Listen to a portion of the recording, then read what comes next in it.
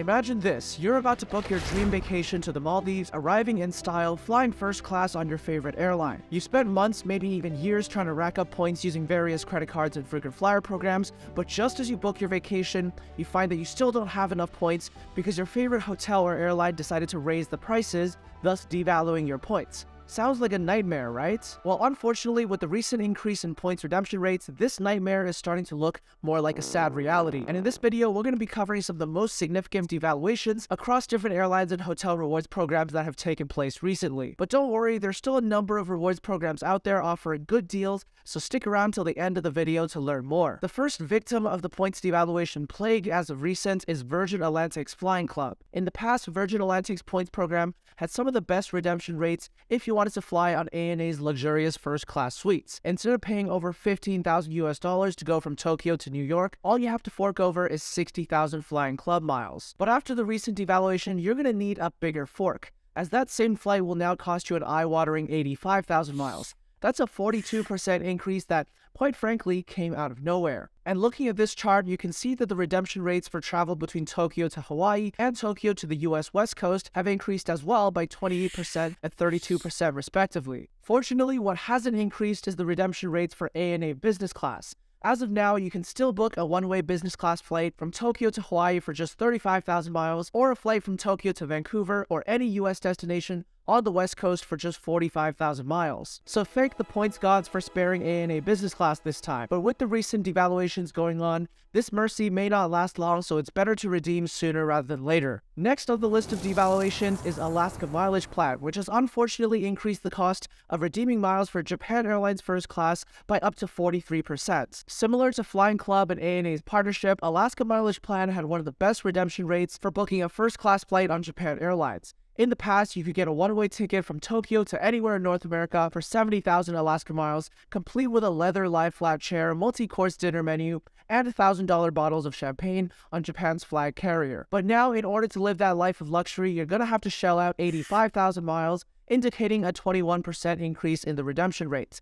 And if you live on the East Coast, things are far worse, as a flight from Tokyo to Chicago or New York will cost you 100,000 Alaska miles, 43% more than before. And unlike with ANA, Japan Airlines business class wasn't spared by the wave of points devaluations. A flight from Tokyo to Chicago will now run you 80,000 miles, which is up from the 60,000 miles it used to cost. On the bright side, the price for a ticket between Tokyo to the West Coast hasn't changed, as that will still run you 60,000 miles. So if you've been planning to book this sweet spot, now might be a good time to take action and redeem those Alaska miles, as you never know when the points plague will strike this particular sweet spot next. Now, while award devaluations have been hitting frequent flyers in the skies above, I'm sad to report that the situation is no better here on the ground, as even hotel loyalty programs are suffering from these decreased redemption values. One such program is Marriott Bonvoy, which has raised the ceiling on awards redemptions, especially for their high-end properties. For example, let's say you wanted to stay at the St. Regis Maldives. In the past, top-tier properties usually had a soft cap of 120,000 points per night, even during peak season. But now, a one-night stay will cost you 150,000 points per night, or up to 600,000 points for a 5-night stay, taking into account the 5th night free benefit. So if you're planning to go to the Maldives anytime soon, and you're planning to redeem your Marriott Bonvoy points, expect to pay potentially around 25% more than what it would cost this time last year. Besides just the Maldives, we've observed increases to the award redemption rates across all of Marriott's properties, which appears to unofficially cap at around 126,000 points per night. Although there are some properties that go even higher at around 200,000 points or so. And it's not even just Marriott making these moves, as the World of Hyatt program is also seeing a major restructuring of its rewards. Back in late March, the company announced a huge slew of category changes for 372 of its properties, a majority of which are moving up a higher tier. In fact, 28 of these Hyatt properties will be rising from Category 7 to Category 8, which is the highest tier in the program. This means that highly sought-after properties like Hyatt Centric Key West, Park Hyatt Beaver Creek, and the Park Hyatt Zurich will probably cost you 40,000 points per night instead of 30,000 points. To add insult to injury, these category changes can severely affect how you claim your free night rewards within World of Hyatt. Let's say you wanted to stay the night for free at the Park Hyatt Beaver Creek Resort, which was a Category 7 property. Now with the new category restructuring, you won't be able to claim your free night at the Beaver Creek Resort anymore, because Hyatt has now made it a Category 8 property. And after realizing you won't be able to book your free night at the Beaver Creek Resort, all you can really do is slump back in your chair and say, "Down."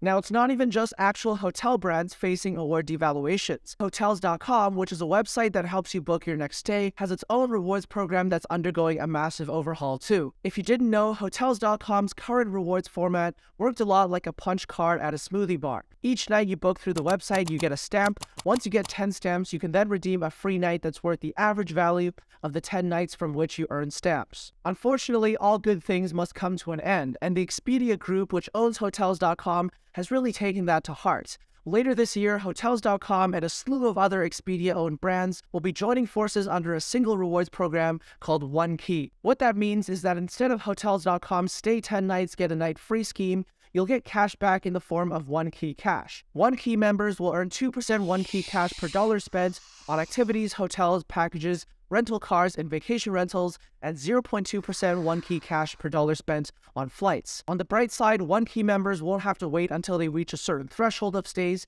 to be able to redeem their One Key Cash. However, based on One Key's earning rate, this indicates a downright brutal devaluation of up to 80% compared to Hotels.com rewards' original redemption structure. Now, I know all may seem lost, but as I promised earlier, there's still some light at the end of this seemingly dark tunnel, as there are some rewards programs that can still provide you with a lot of redemption value. One of those right now is Air France-KLM's Flying Blue program, which offers pretty good deals on economy class flights to Europe. A good example of this would be a one-way economy ticket from Paris to Montreal, which could be found for as little as 15,000 Flying Blue miles plus 159 Canadian dollars to cover taxes and fees. And if you happen to find your specific route posted on Flying Blue's promo rewards on a monthly basis, you could save up to 50% of your redemptions. So if you happen to see business class from Montreal to Europe listed as a promo reward, it'll only cost you about 27,000 miles one way instead of 55,000. And on top of those great redemption values, Flying Blue recently added the ability to have a stopover of up to 1 year along the way of a reward booking, which is a great way to stretch your miles a little bit further. Now, another good rewards program to invest in is British Airways Avios,